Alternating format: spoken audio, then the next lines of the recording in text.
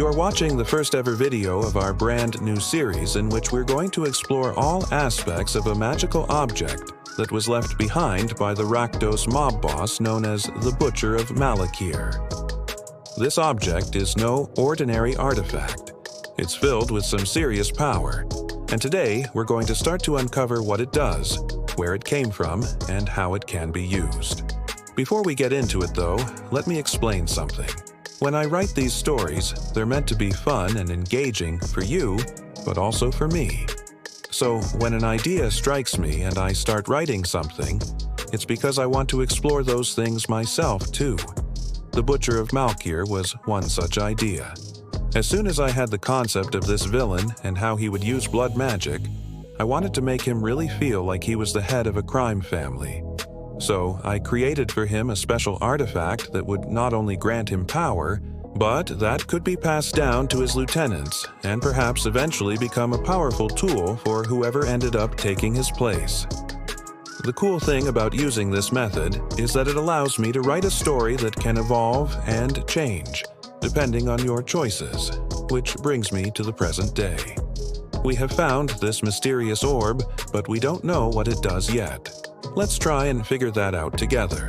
I'll need you to roll a d20 and add whatever your intelligence modifier is. If you don't have an intelligence modifier, just use 0. Roll that d20 plus your modifier, add them together, and tell me the result. Okay, so you examine the orb. You turn it over in your hands, looking for any markings or identifying features. And as you do so, you notice that there seems to be some kind of faint pulsing coming from within. It seems to be emitting a low level of magical energy. Perhaps if you were somehow able to contain that energy, it could serve as a power source of some kind. But right now, it just feels like heat coming off of the surface of the orb. The smooth, glass-like material doesn't reveal much under your touch, and you find no seams or edges to manipulate. Now, before we move on to the next scene, I want to talk about what happens when you roll a natural 20. On a natural 20, you can always choose to simply say, well, I rolled a 20, and that's the end of it. Or, if it feels right, you can actually narrate the result yourself. So, if you rolled a 20 here, tell me what you think your character did. I love it when people do that because it means that you're in control of the story. Also, since everyone's characters are different, you might come up with something that no one else thought of, and then we can incorporate that into the story going forward. So please, if you ever roll a natural 20, tell me what you would do instead of just saying, well, I rolled a 20. Tell me what you think would happen.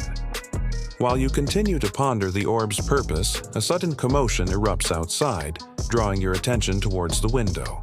You see a group of heavily armed individuals forcing their way inside.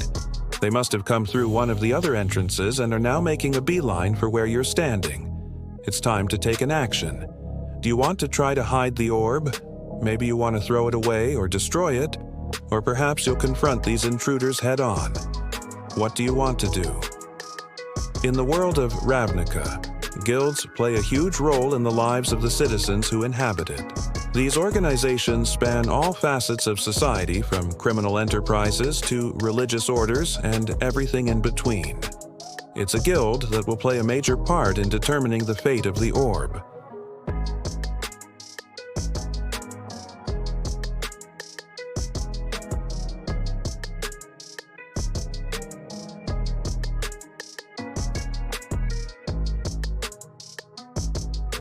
With a commanding voice, they address you directly, stating that they believe the orb is connected to powerful blood magic and that they need you to hand it over immediately.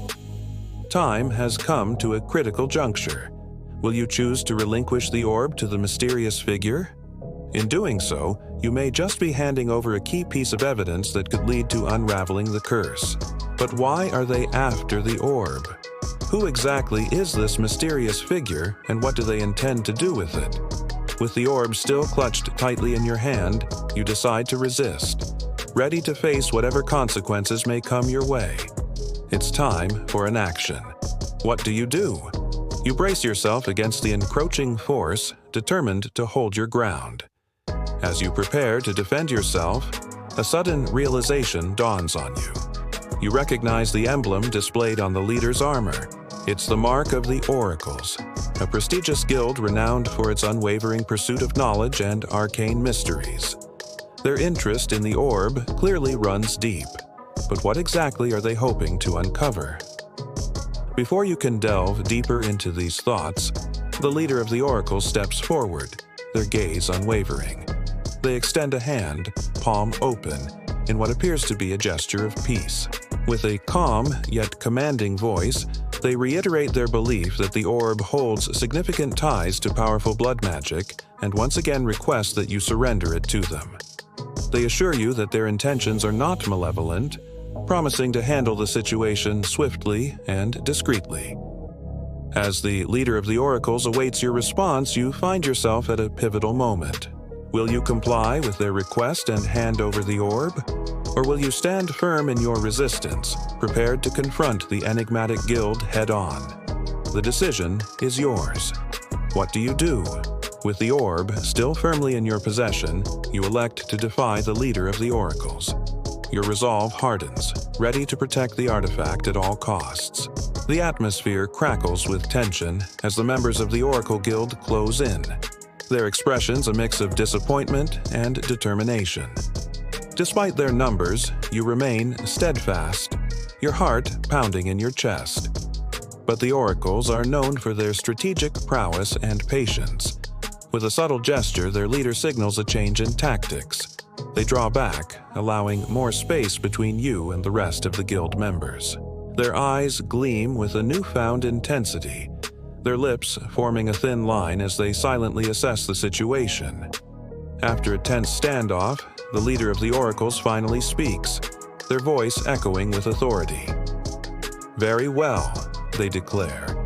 "If you choose not to cooperate, we will retrieve the orb by force.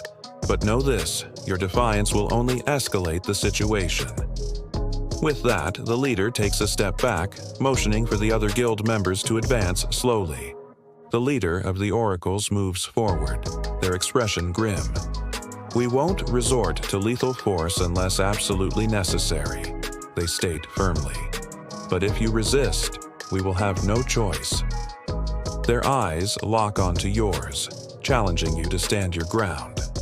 As the Oracles close in, it's time for you to take action. How do you respond to this escalating conflict? Will you continue to resist, putting your skills to the test?